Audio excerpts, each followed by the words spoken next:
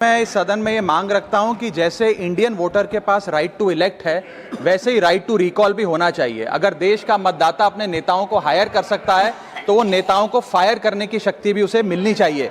Sir, right to recall is a mechanism that empowers the voters to de elect a नेता representative before the tenure ends if he fails to discharge his or her duty. Sir, हम MP MLA चुनते हैं, उसके बाद अगर वो काम ना करे, अपने वादे भूल जाए, जनता से दूर हो जाए, तो 5 साल तक इंतजार करने के अलावा जनता के पास कोई ताकत नहीं है।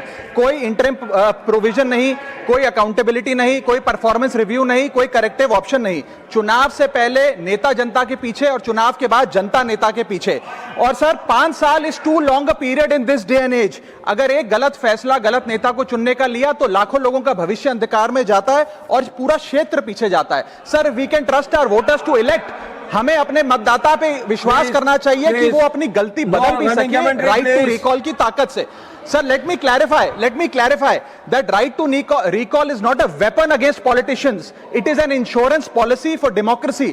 और भारत के संविधान में जब आप राष्ट्रपति को इंपीच कर सकते हैं टेन्योर के दौरान, उपराष्ट्रपति को हटाने का प्रावधान है, जजों को इंपीच करने के लिए प्रोसेस लेट डाउन है, यहां तक कि रूलिंग गवर्नमेंट के खिलाफ नो कॉन्फिडेंस मोशन लाकर आप सरकार बर्खास्त कर सकते हैं। तो एमपी एमएलए अगर आपका नॉन परफॉर्मिंग है तो उसको हटाने के लिए क्यों नहीं राइट टू रिकॉल मतदाता को देना चाहिए। दुनिया की 24 से ज्यादा डेमोक्रेसीज में राइट टू रिकॉल का मैकेनिज्म लागू है, जिसमें यूएस, कनाडा, स्विट्जरलैंड जैसे देश है। मैं आपको उदाहरण देता हूं सर, कैलिफोर्निया में एक गवर्नर क्रिस डेविस नाम के नेता 2002 में चुने गए।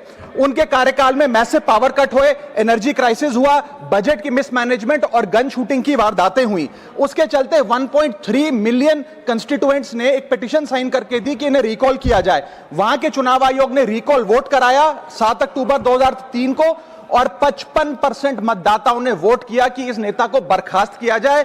ग्रे डेविस को हटाया गया और आर्नल्ड श्वार्ज़नेगर को वहां पे गवर्नर बनाया गया। सर, मैं बता दूं कि हिंदुस्तान में भी इसका प्रेसिडेंट है।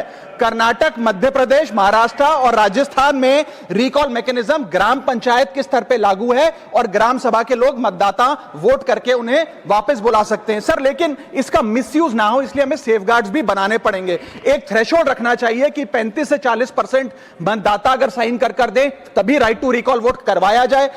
नेता को 18 महीने के लिए परफॉर्मेंस पीरियड देना चाहिए, कूलिंग ऑफ पीरियड, जिसमें उसे ना हटाया जाए। स्पेसिफिक ग्राउंड्स फॉर रिमूवल होने चाहिए ताकि फ्रिवलेस ग्राउंड्स ना हो और रिकॉल कम से कम 50% वोटों के बाद हो। ऐसा होगा तो पार्टियां भी ऐसे लोगों को टिकटें देंगी जो परफॉर्मर्स हो, ना कि नॉन परफॉर्मिंग एसेट, और भारत की डेमोक्रेसी मैच्योर होगी, सिटीजन एम्पावरमेंट बढ़ेगा एंड रिकॉल